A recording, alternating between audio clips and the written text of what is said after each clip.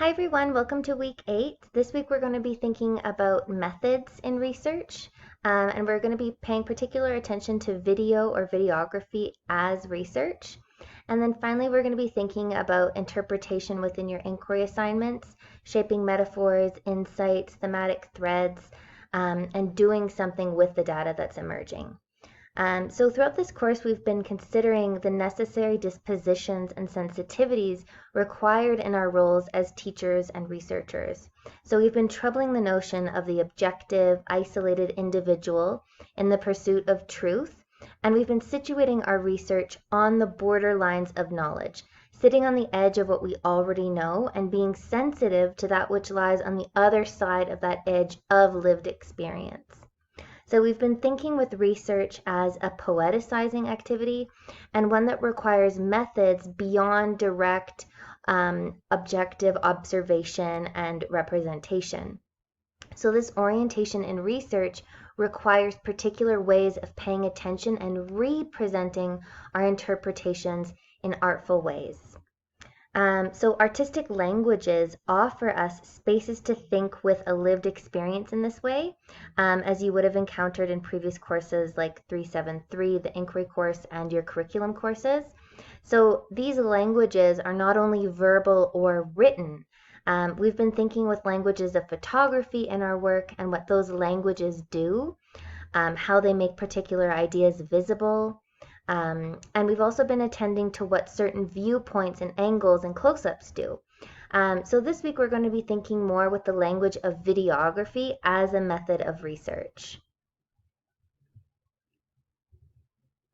So thinking about your inquiry assignments and revisiting again Karen Meyer's article, we can consider that living inquiry is a relationship between the text theories you're engaging with, the topic of the focus, and yourself as a writer.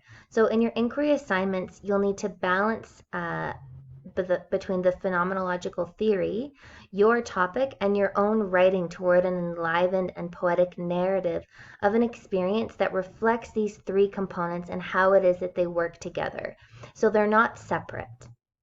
These components are cultivated in the moment and in the lived experience. And as we've also discussed, your photos, video, and text should work together to show this. So there should be a purposeful composition between the three, or two if you decide you're not going to use video. So the ways in which this artistic composition comes together is intentional, and the aspects of the method and content should work intimately together. So in this sense, you're attending to moments and you're opening up processes. And this is a pursuit that compels us in collecting photographs, showing them back, looking at them again so that we notice what's visible and what's emerging, showing the encounter in different ways so that we can think about it more deeply. So in particular, about what you're sharing is that you're not only listening to what is being said in the phenomena, in the lived experience, not necessarily the facts of it, but in gathering these traces of what happened, you're trying to speak to how it is that that you and the person you're engaging are figuring something out together, and what the materials also do in this encounter. So this is really not, again, about just asking people directly what they think. In this case, you might receive an answer and the inquiry would be over. But this is much more an attuning and attending to how something is lived in the doing of it. So pay attention more to verbs, the doings, the actions, the processes, and slowing down in order to actually notice that. So this requires that you question yourself, what are you watching for?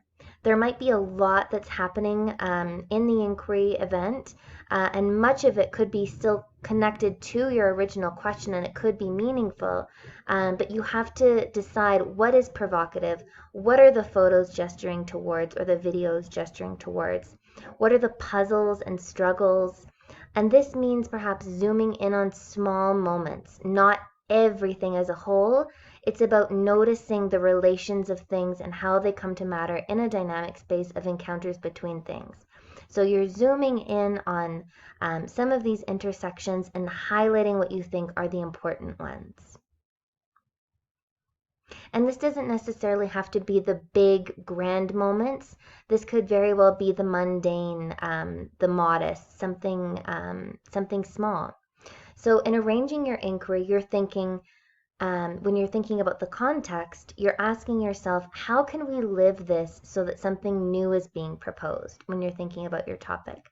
How can I think more and how can I think differently about this topic? In what situation might I be more puzzled by this?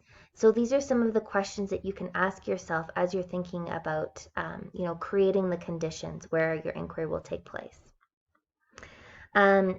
So we aren't, again, asking why particular ideas are emerging. We're not trying to trace necessarily why somebody said something or why something happened, but we're wondering more about what they do. How are they lived in that moment?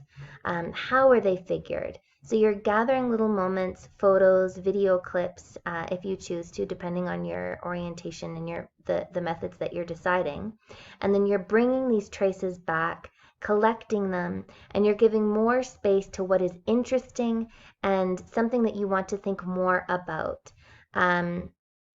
So in some sense, you're activating an attention to several moments that provoke something, that show some kind of difficulty, and then you're considering how do you bring in these traces to propose an idea, to go deeper into figuring something out.